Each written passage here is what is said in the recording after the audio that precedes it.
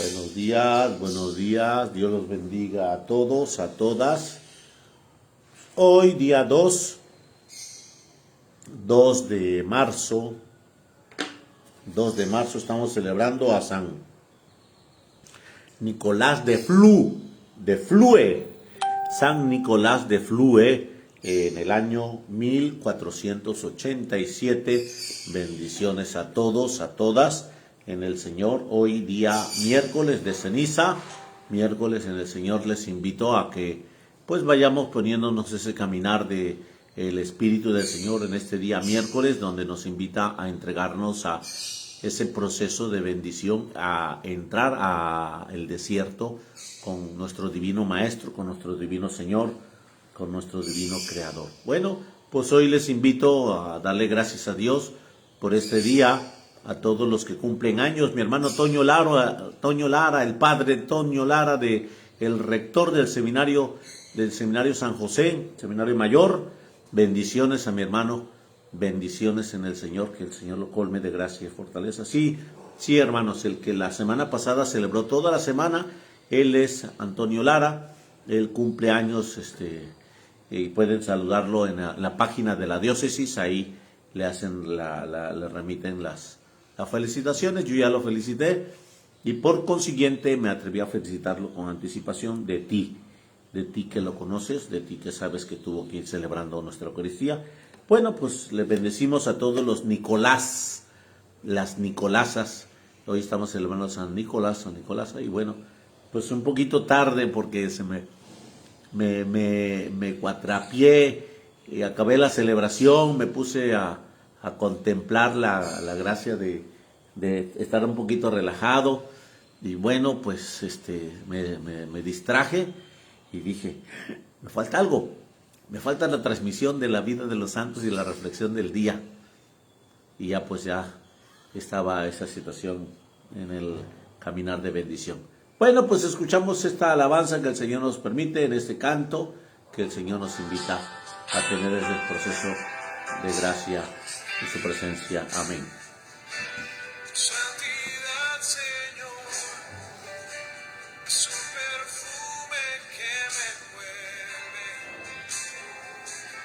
y me deleita. Y la plenitud se respira cada día en tu presencia.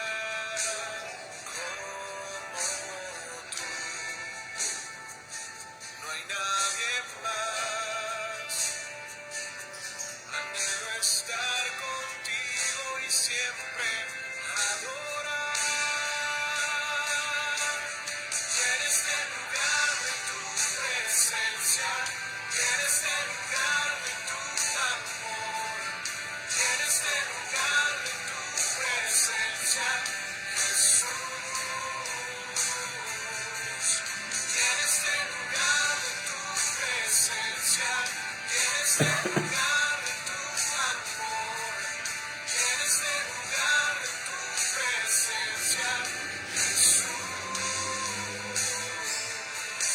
Jesús, Jesús,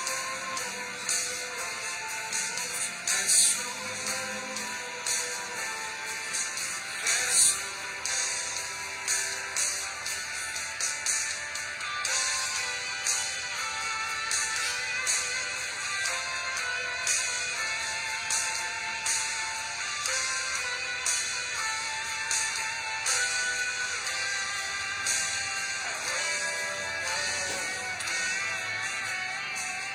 No hay nadie más. Anhelo estar contigo y siempre adorar.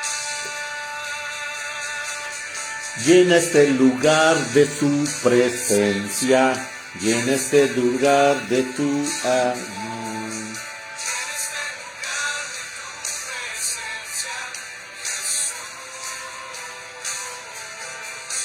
En este lugar de tu presencia, en este lugar de tu amor, en este lugar de tu presencia.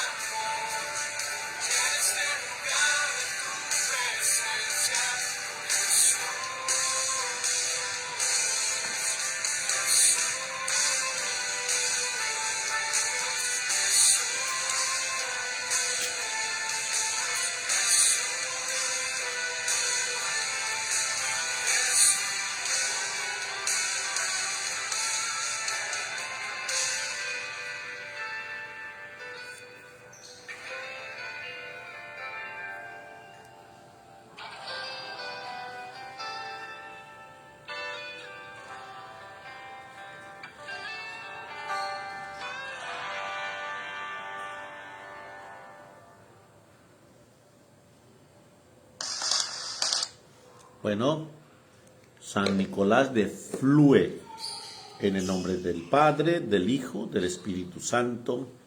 Amén. Nicolás significa vencedor o victorioso. Flue es el pueblo de Suiza donde vivió. Es uno de los santos más famosos y estimados de Suiza. Desde cuando era muy pequeño, su madre le hizo permanecer a una asociación piadosa llamada Los Amigos de Dios, y aquella institución religiosa lo enfervorizó mucho porque recomendaba insistentemente a sus socios que meditaran frecuentemente la pasión y muerte de Jesús y que se esforzaran por vivir como dignos seguidores de Cristo. Nicolás se enredó en el ejército para defender su patria y llegó a ser capitán. Después se casó y tuvo 2 hijos, uno de los cuales llegó a ser un santo sacerdote y otro fue alcalde. En su matrimonio siguió siendo Nicolás un hombre sumamente piadoso.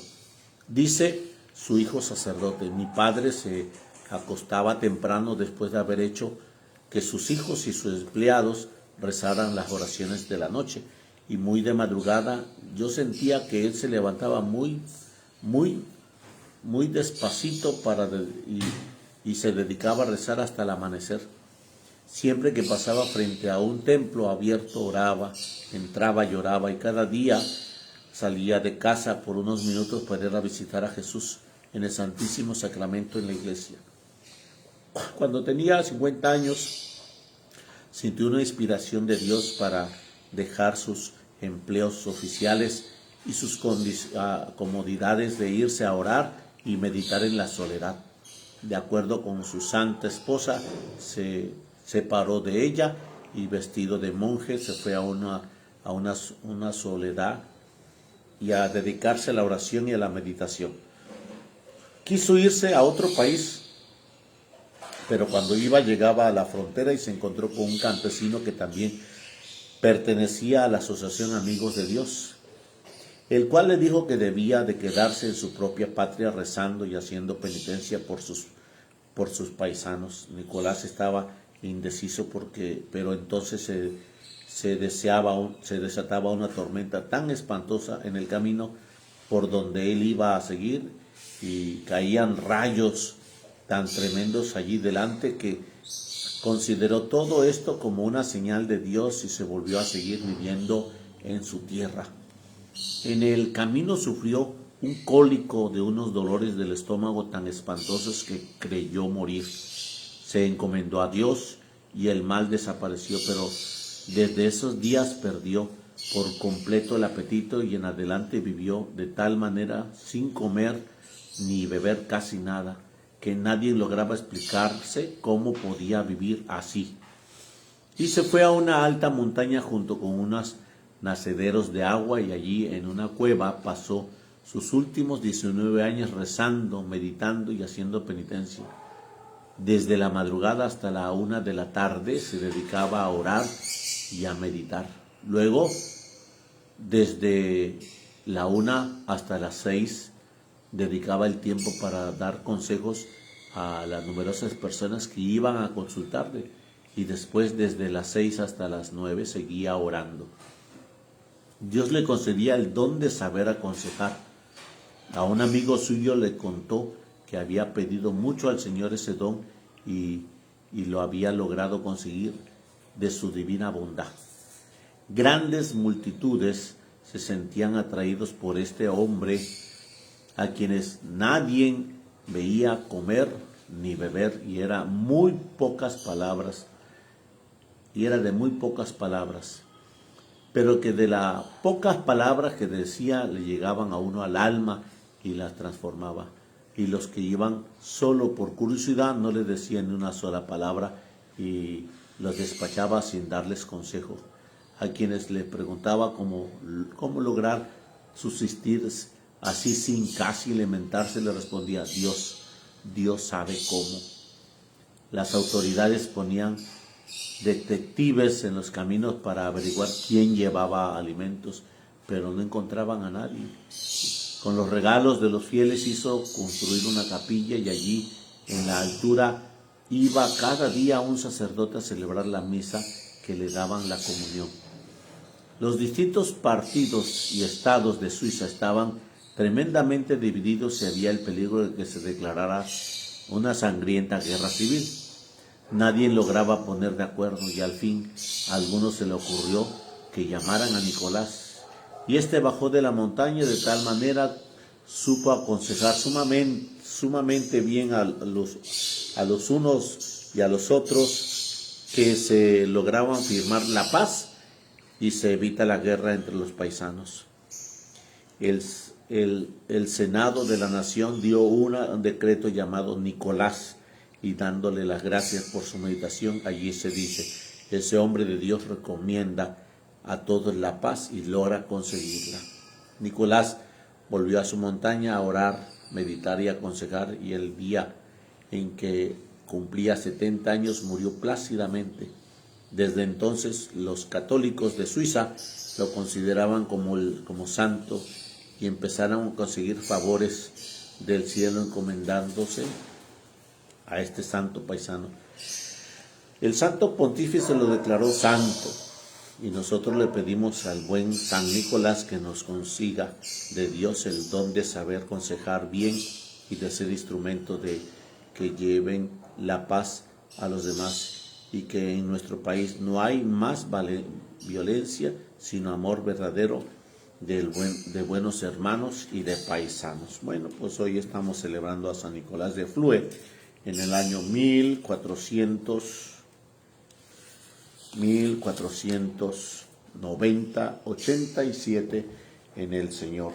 En el año 1487, San Nicolás de Flue. Flue es un pueblo de Suiza que el Señor nos invita a vivir. Bueno, pues hoy el Señor nos está recordando este caminar de entregarnos para poder abrir nuestro caminar hacia el tiempo de Jesús en la oración en el desierto, camino hacia el desierto. Entonces les exhorto a que ese desierto donde no hay comodidad, donde no hay agua, donde no hay de qué comer, donde el panorama es muy solaz, donde el panorama es muy sobrio, pues ese es el caminar de la cual el Señor nos invita a vivir este tiempo de Cuaresma. Este tiempo de Cuaresma, que nosotros tengamos una exigencia más de oración y no conformarnos con una oración común. Se llama este tiempo oración de penitencia. Y a veces nosotros creemos que estamos cumpliendo nada más con decirle voy a ayunar y voy a abstenerme, porque el ayuno es por ahorita en la mañana, pan y agua, que es muy bueno. Pero la abstención es todo el día, de la cual no debes ni comer ni carne, ni cerdo, ni pollo. Sí, exacto. Realmente este día es enfrentarnos con todo este cuerpo que muchas veces nosotros hemos dejado que el apetito sea la guía. Y hablo de apetito no nada más del alimento, sino el carnal, el visual, el auditivo, el apetito que muchas veces nos va conduciendo a disturbios, a distractores, a tener perturbado nuestro espíritu, y por eso nos invita a la austeridad del desierto. Bueno, pues la iglesia nos recuerda este caminar con este santo evangelio, que es un evangelio de la cual nos invita a hacer unas buenas obras de piedad. Vamos en el evangelio del Señor. Proclamación del santo evangelio según San Mateo. Gloria a ti, Señor Jesús. En aquel tiempo Jesús dijo a sus discípulos: tengan cuidado de no practicar sus obras de piedad delante de los hombres para que los vean. De lo contrario no tendrán recompensa con su Padre Celestial. Por lo tanto, cuando dé limosna, que no lo anuncies con trompetas, como hacen los hipócritas en las sinagogas y por las calles, para que los alaben los hombres. Yo les aseguro que ya recibieron su recompensa. Tú, en cambio, cuando des limosna, que no sepa tu mano izquierda lo que hace la derecha, para que tu limosna quede en secreto, y tu Padre que ve lo secreto te recompensará. Cuando ustedes hagan oración, no sean como los hipócritas, a quienes les gusta orar de pie en las sinagogas y en las esquinas de las plazas, para que los vea la gente. Yo les aseguro que ya recibieron su recompensa. Tú, en cambio, cuando vayas a orar, entra en tu cuarto, cierra la puerta y ora ante tu Padre que está allí en lo secreto, y tu Padre que ve lo secreto te recompensará. Cuando ustedes ayunen, no pongan cara triste como esos hipócritas que descuidan la apariencia de su rostro para que la gente note que están ayunando. Yo les aseguro que ya recibieron su recompensa. Tú, en cambio, cuando ayunes, perfúmate la cabeza, lávate la cara, para que no sepa la gente que estás ayunando, sino tu Padre que está en lo secreto, y tu Padre que ve lo secreto te recompensará. Palabra del Señor. Gloria a ti, Señor Jesús. Bueno, pues ¿qué quiero decirte hoy? Que el Señor nos está invitando a afinar nuestras obras de piedad. Nuestras obras de piedad, que es la oración, el ayuno y la caridad. Y dentro de estas tres cosas, la más valiosa es la caridad. Y la caridad no se encierra propiamente en 2, 3, 5 pesos que vayas a darle en la Eucaristía. La caridad no se encierra propiamente en donde vayas leyendo que una persona te extiende la mano y la veamos con necesidad. No, la caridad tiene un amplio sentido de servicio, tanto en la hospitalidad, tanto en la generosidad. Son 3 caras, 2 caras de la caridad, 2 caras más la generosidad y la hospitalidad. Por eso mismo, cuando nosotros vemos que es la máxima expresión de la piedad, nos habla que es el efecto de tu caminar de oración y el efecto de tu caminar de ayunar, de penitencia. Cuando tú eres caritativa, cuando tú eres caritativo, realmente se nos muestra hasta dónde has podido llegar con la caridad, siendo generosa o siendo hospitalaria. Y ahí se nos marca, nos muestra un camino muy amplio de quien es generoso. Y el asunto no es que yo te voy a dar 3, 5 monedas, sino la forma de la cual, cómo te la doy, cómo doy esa situación, porque podemos nosotros dar 3, 5 monedas y lo damos como que me sobró. Esto fue lo que me sobró. Incluso hasta a veces la gente saca sus monedas y saca las más pequeñas para poderlas ofrecer. Ahora, si tú encierras ahí la caridad que diste tus 3, 5 monedas, en el momento nunca has tocado entonces la generosidad, nunca vas a tocar la hospitalidad. ¿Cómo voy a meterlo a la casa?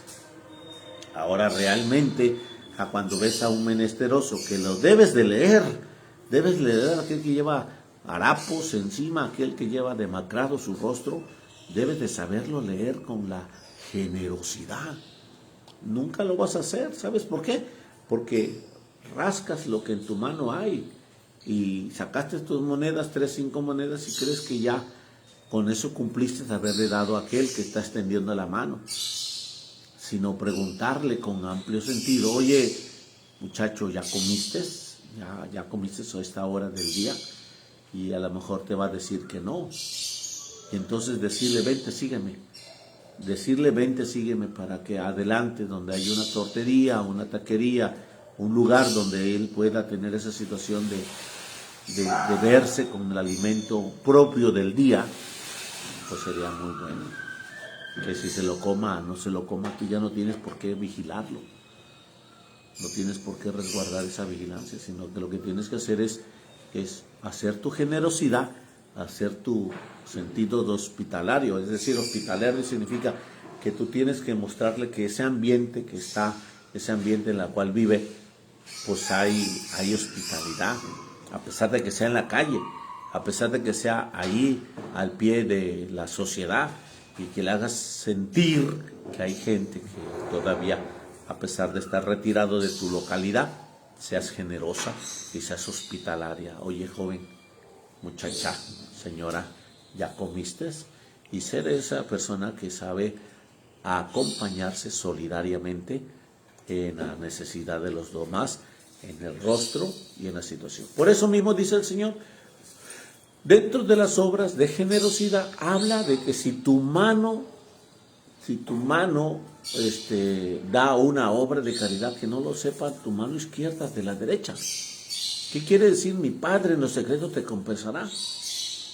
Cuando nos habla en estas dos obras de piedad, sobre la oración y sobre la caridad, nos habla de la privacidad, nos habla de que nadie más tiene que saberlo.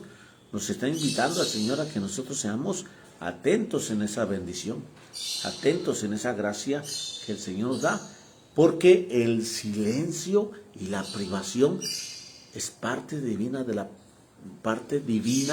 de la Santísima Trinidad.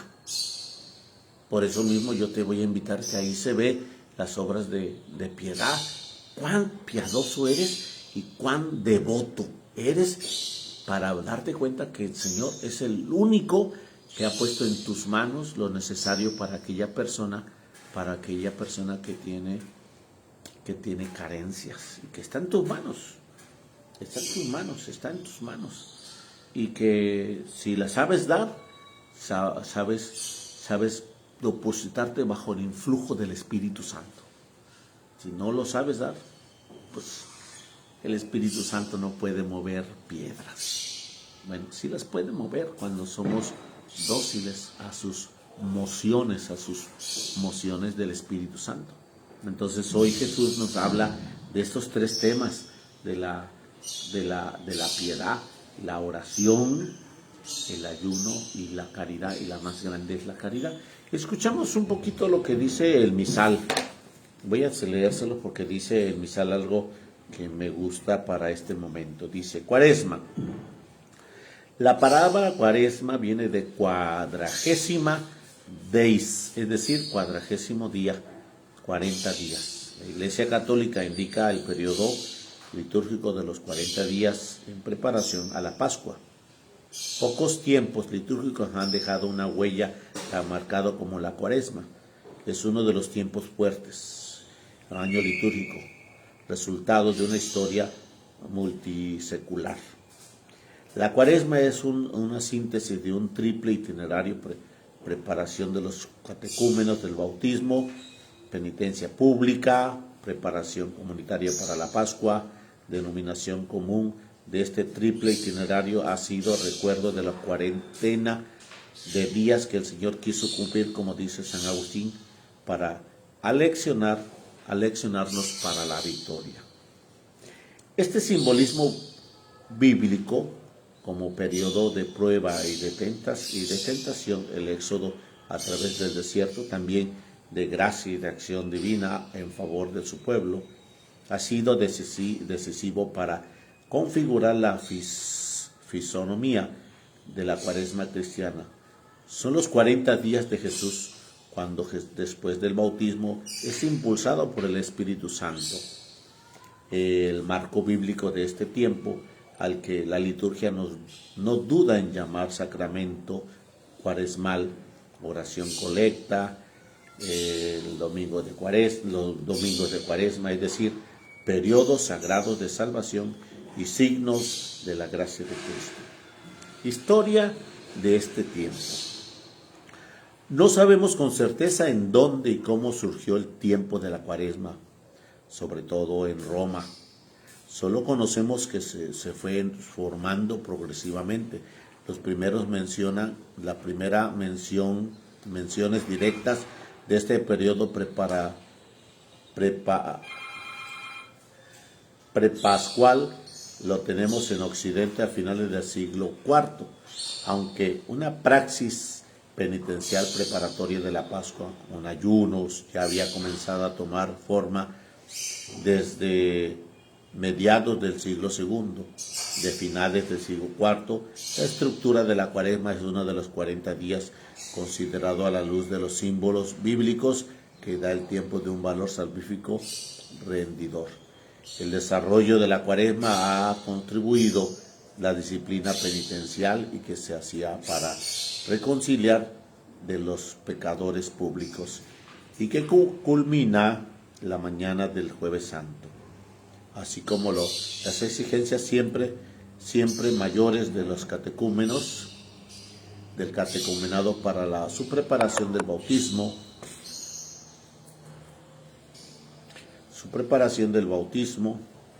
celebrada la noche de la vigilia pascual.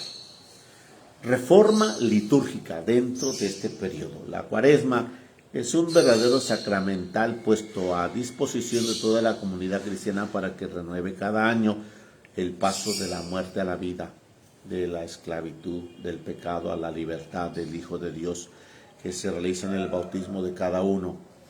En esta dimensión pascual y bautismal, la que el Vaticano II quiso poner de relieve al hablar de la Cuaresma, tanto en la liturgia como en la catequesis litúrgica, debe ponerse más de relieve el carácter doble del tiempo cuaresmal, que prepara a los fieles a oír la palabra de Dios más intensamente y a rezar específicamente mediante el recuerdo o la preparación del bautismo y la penitencia para celebrar el misterio pascual.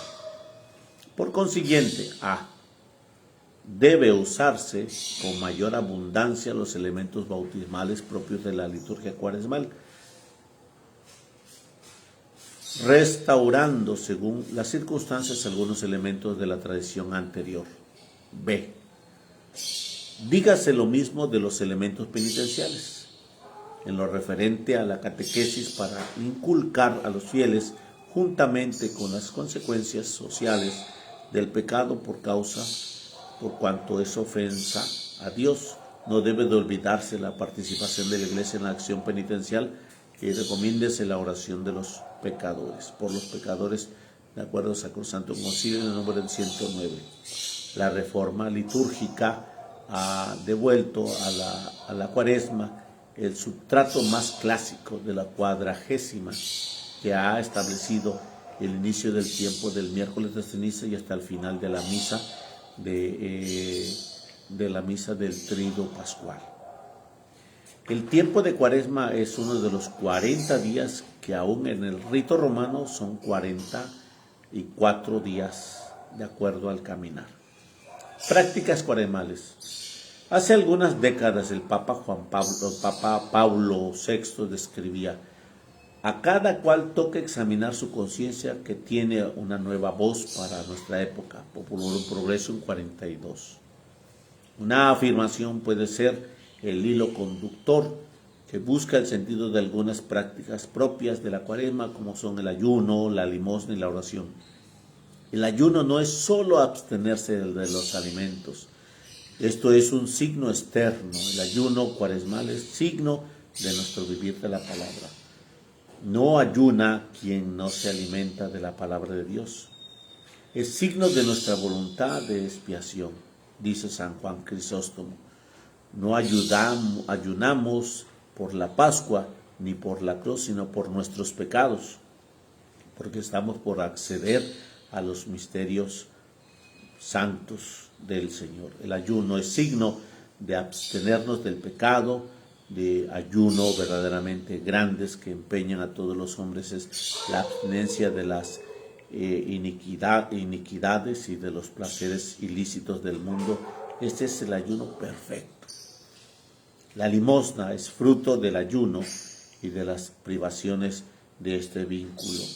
La limosna cristiana se asocia al empeño por la justicia y la restauración de los sistemas sociales, y la limosna pone al cristiano en el esfuerzo que se va haciendo uno por un nuevo orden social.